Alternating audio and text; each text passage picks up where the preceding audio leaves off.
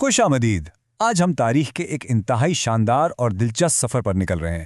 ذرا سوچیں، 1000 سال سے زیادہ کا وقت، بدلتی ہوئی سرحدیں، کمال کا فن تعمیر اور ایسے حکمران جنہوں نے اس دنیا کا نقشہ ہی بدل دیا۔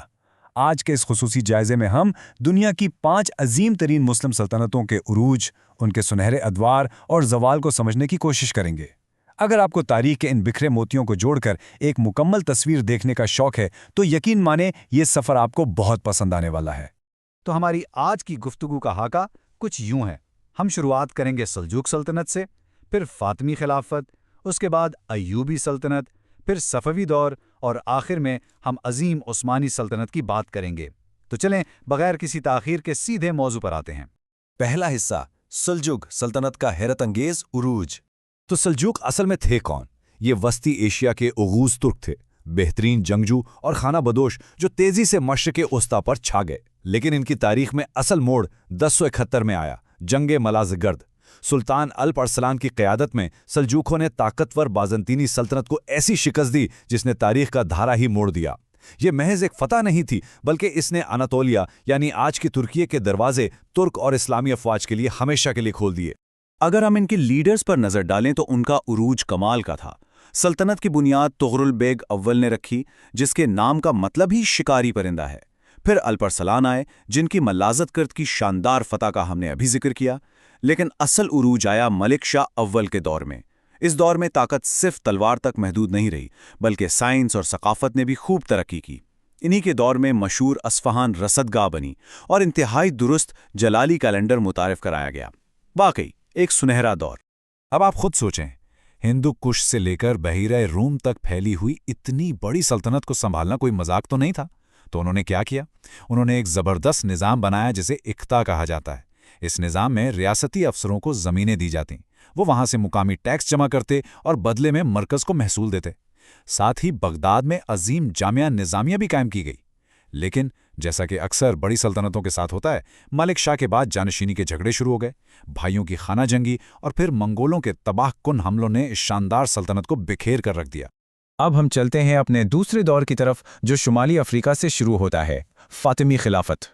جغرافیائی طور پر اب ہم شمالی افریقہ اور مصر کی طرف آ گئے ہیں۔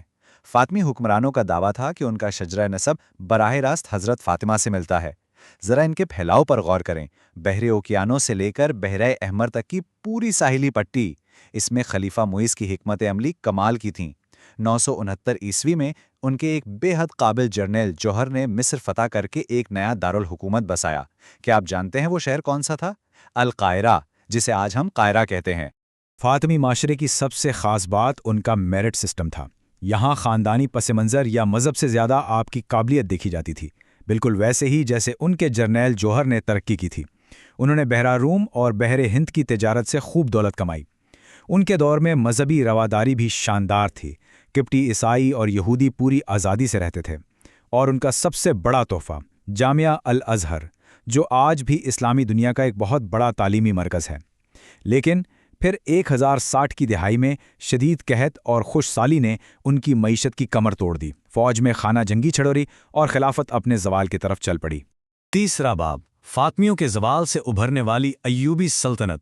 فاطمیوں کے کمزور ہونے سے جو خلا پیدا ہوا، اسے 1171 میں ایک انتہائی مشہور شخصیت نے پور کیا، صلاح الدین ایوبی۔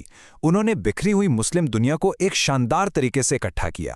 مصر، عراق، شام اور یمن سب ان کے زیر نگیں آ گئے، اور جب حجاز ان کی حکومت میں شامل ہوا تو وہ پہلے حکمران بنے جنہیں خادم الحرمین الشریفین کا لقب ملا۔ اب 1187 کا سال تاریخ میں ایک خاص اہمیت رکھتا ہے۔ یروشلم پر اس وقت ایک ایسے جنگجو کا قبضہ تھا جو گزرنے والے قافلوں پر حملے کرتا تھا۔ صلاح الدین نے اس کا جواب بہترین حربی حکمت عملی سے دیا۔ انہوں نے دشمن کے گھوڑوں کو نشانہ بنایا اور ان کی نقل و حرکت مکمل طور پر مفلوج کر دی۔ جنگ حطین کی یہ فتح ایک ماسٹر سٹروک تھی جس سے یروشلم کی واپسی کا راستہ کھل گیا۔ مورخین آج بھی اس واقعے کی داد دیتے ہیں کیونکہ صلیبیوں کے برعکس صلاح الدین نے فتح کے بعد غیر مسلموں سے انتہائی اعلیٰ اور باعزت سلوک کیا۔ اگر ہم ایوبیوں کا موازنہ کریں تو ہمیں دو بالکل مختلف پہلو نظر آتے ہیں۔ ایک طرف تو ان کا فن تعمیر کمال کا تھا، جیسے قاہرہ کا قلعہ اور حلب کا دفاعی نظام جو صدیوں تک استعمال ہوتے رہے۔ لیکن دوسری طرف ان کا فوجی ڈھانچہ ان کی سب سے بڑی کمزوری بن گیا۔ وہ اپنے دفاع کے لیے پوری طرح مملوکوں یعنی خاص تربیت یافتہ جنگجوؤں پر انحصار کرتے تھے، اور نتیجہ کیا نکلا؟ 1250 میں انہی مملوکوں نے ایوبی خاندان کی آپسی لڑائیوں کا فائدہ اٹھایا، بغاوت کی اور خود تخت پر بیٹھ گئے۔ چوتھا حصہ، اب ہم مشرق کی طرف فارس کا رخ کرتے ہیں اور صفوی دور کو دیکھتے ہیں۔ صفویوں کی کہانی بہت منفرد ہے۔ یہ کوئی خاندانی بادشاہت نہیں تھی، بلکہ ان کی شروعات ایک صوفی مذہبی گروہ صفیہ سے ہوئی تھی۔ ذرا ان کی لوکیشن پر غور کریں۔ یہ سلطنت موجودہ ایران، آرمینیا اور آذربائیجان پر مشتمل تھی اور دو بڑی طاقتوں کے عین بیچ میں پھنسی ہوئی تھی۔ مغرب میں ایک طاقتور عثمانی اور مشرق میں ازبیک۔ اس جغرافیائی دباؤ نے ہی ان کی تمام فوجی اور ریاستی پالیسیوں کو شکل دی۔ صفوی تاریخ کے 3 بڑے ستون ہیں۔ پہلے شاہ اسماعیل اول، جنہوں نے جدید ایران کی بنیاد رکھی، پھر شاہ طہماسپ اول، جن کا دور سب سے طویل تھا اور جنہوں نے توپ خانے کا استعمال شروع کیا، لیکن اصل گیم چینجر تھے شاہ عباس اعظم۔ قبائلی بغاوتوں سے بچنے کے لیے انہوں نے باقاعدہ تنخواہدار فوج بنائی اور انہیں جدید بندوقوں سے لیس کیا۔ ان کا دور فارسی فنون کا سنہرا دور کہلاتا ہے، جس میں لاجواب مصوری، خطاطی اور شہروں کی شاندار تعمیر شامل ہے۔ لیکن بدقسمتی سے 1700 کی دہائی تک آتے آتے یہ سلطنت روسیوں اور عثمانیوں کے دباؤ میں آ کر بکھر گئی۔ اور اب ہمارا 5واں اور آخری پڑاؤ، تاریخ کی سب سے طویل عظیم عثمانی سلطنت۔ ان کی ٹائم لائن تو بس حیران کر دینے والی ہے۔ 1299 میں شروع ہونے والی یہ سلطنت قرون وسطیٰ سے لے کر جدید دنیا تک چلتی رہی۔ 1453 میں قسطنطنیہ کی فتح، 1520 میں سلیمان اعظم کا سنہرا دور اور قانون سازی، اور پھر 1923 میں پہلی جنگ عظیم کے بعد جدید ترکیے کا قیام۔ ذرا سوچئے، یہ 600 سال سے زیادہ کا مسلسل سفر ہے۔ اور ان کا جغرافیائی پھیلاؤ بھی کچھ کم حیران کن نہیں تھا۔ بلکان سے ہوتے ہوئے یورپ کے اندر تک، شمالی افریقہ اور پورا مشرق وسطیٰ، 3 بڑے اعظموں پر ان کا راج تھا۔ اب اتنی بڑی آبادی کو چلانے کے لیے معاشرے کو 5 واضح حصوں میں بانٹا گیا تھا۔ سلطان کی قریبی حکمراں اشرافیہ، تاجر طبقہ، دستکار، ریاستی زمینوں پر کام کرنے والے کسان اور کھانا بدوش قبائل۔ یہ ایک انتہائی منظم نظام تھا۔ اتنی فتوحات کے پیچھے ان کا سب سے بڑا ہتھیار تھے یانیچری یعنی جینیسریز۔ یہ ان کے ایلیٹ فوجی دستے تھے جن کی مہارت کا کوئی ثانی نہیں تھا۔ قسطنطنیہ کی فتح میں ان کا بہت بڑا ہاتھ تھا، لیکن تاریخ اپنے آپ کو دہراتی ہے۔ بالکل ایوبیوں کے مملوکوں کی طرح یہ یانیچری بھی وقت کے ساتھ اتنے طاقتور ہو گئے کہ وہ ایک فوجی یونٹ سے بڑھ کر ایک گہری سیاسی طاقت بن گئے، جو حکومت کے کاموں میں دخل دینے لگے اور سلاطین کو بھی ہٹانے لگے۔